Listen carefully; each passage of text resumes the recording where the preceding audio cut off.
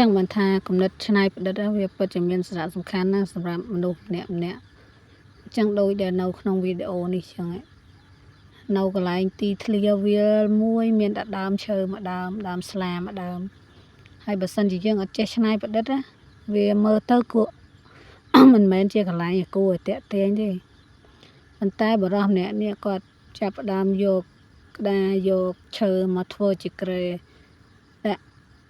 ជុំវិញដើមស្លាហ្នឹងមកមើលលើចិត្តរួចរាល់របស់គាត់ហើយចាំមើលតើវាคล้ายទៅជាអ្វីចេញរូបចេញរាងបាត់ហើយបងប្អូនមើលទៅទំនងឯងគួរឲ្យតាក់ទាញឯងចង់អង្គុយឯងចង់អង្គុយលេងអត់ទីវាលអញ្ចឹងមានកន្លែងអង្គុយ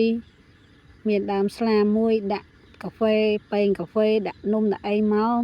តំណងដល់ក៏ស្រស់ស្រាយកន្លែងនេះអង្គុយលេងពេលល្ងាចអីស្រូបយកខ្យល់អាកាសបរិសុទ្ធអែមណាស់